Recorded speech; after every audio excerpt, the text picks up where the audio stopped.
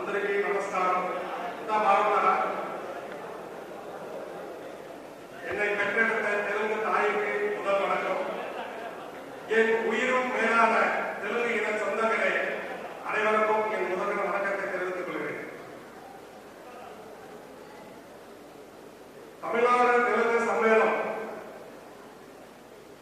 மன்னர் திருமல நாயக்கர் பேரவை, தெலுங்கு முன்னேற்ற கழகம், மதுரை நாயக்கர் வம்சம் இணைந்து நடத்தும் பொதுக்கூட்டம், விருப்பாட்சி கோபால நாயக்கர் அவருடைய பொதுக்கூட்டம் இந்த ஜிஎஸ் நாயகர் மிக சிறப்பாக நடைபெற்றுக் கொண்டிருக்கிறது.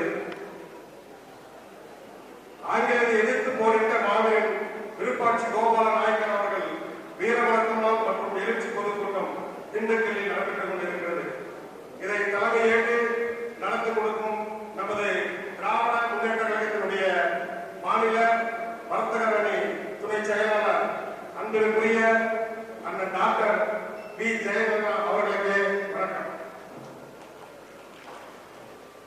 நமக்கெல்லாம் ஒரே ஒரு சாதி,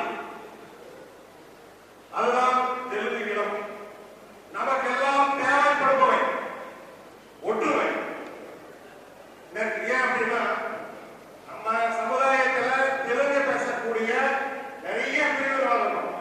நாயுடு இருக்கும், நாயக்கர் இருக்கும், செட்டியார் இருக்கும், முதலியார் ரெட்டியார் இருக்கும், இந்த போல அப்புறம் ஓஎஸ் இருக்கும். இதெல்லாம் நிறைய சமூகங்கள்லாம் வந்து தெலுங்கு குடிகள் தான். அந்த தெலுங்கு குடிகளுக்கான ஒரு அமைப்பு மிகப்பெரிய 40, 50, 60 வருடங்களுக்கு முன்பே நமது நேதாவர்கள் உருவாக்கி வச்சிருக்கார். தெலுங்கு சம்மேளனம் எத்தனையோ சங்கங்கள் அமைப்புகள் வைத்திருக்கலாம்.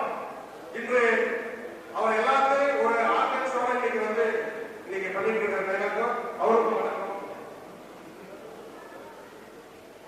ஒற்றுமை நம் இல்லாதனால்தான் ஆங்கிலேயே புரிந்திருக்கிறோம்.